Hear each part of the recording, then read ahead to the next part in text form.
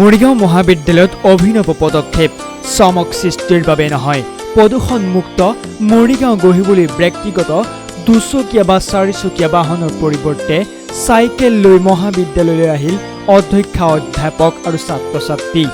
কেৱল চমক সৃষ্টিৰ কাৰণেই নহয়, মৰিগাঁও নগৰখনৰ লগতে মৰিগাঁও মহাবিদ্যালয়খনক প্ৰদূষণমুক্ত কৰিবলৈ মহাবিদ্যালয়খনৰ অধ্যক্ষ লীলাকান্ত বৰঠাকুৰে লৈছে এক অভিনৱ পদক্ষেপ।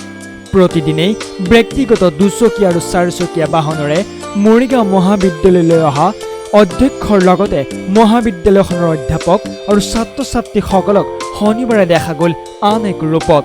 বহুদিনৰ পৰা ঘৰৰ এচুকত পৰি থকা চাইকেলখন লৈ মহাবিদ্যালয়ত প্ৰৱেশ কৰিলে অধ্যক্ষৰ লগতে আন অধ্যাপক আৰু ছাত্ৰ-ছাত্ৰীসকলে। চাইকেল আৰু ৰাজহুৱা যান বাহন ব্যৱহাৰ কৰোঁ।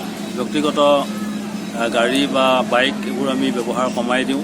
ইয়াৰ পৰা যিটো পলিউশ্যনৰ সৃষ্টি হয়, এয়ে আমাৰ সমাজখনক যথেষ্ট ক্ষতিগ্ৰস্ত কৰিছে। গোটেই বায়ু প্ৰদূষণ কৰিছে, শব্দ প্ৰদূষিত হৈ বিভিন্ন বেমাৰ আজাৰৰ সৃষ্টি হৈছে। গতিকে আমি আমাৰ মহাবিদ্যালয়খন যিহেতু এখন অগ্ৰণী শিক্ষানুষ্ঠান জিলাখনৰ, সেয়ে আমি এই শিক্ষানুষ্ঠানটোৰ যিটো দায়িত্ব সমাজৰ প্ৰতি, এই দায়িত্ব আমি পালন কৰিব বিচাৰিছোঁ। পৰিৱেশ সংৰক্ষণৰ কাৰণে যিটো প্ৰদূষণৰ ভয়াৱহতা সৃষ্টি হৈছে সাম্প্ৰতিক সময়ত, এই সময়খিনি সজাগতা কৰিবৰ কাৰণে ছাত্ৰ ছাত্ৰীসকলৰ মাজতে সজাগতা আনিবৰ কাৰণে আজি আচলতে এইটো প্ৰয়াস কৰা হৈছে।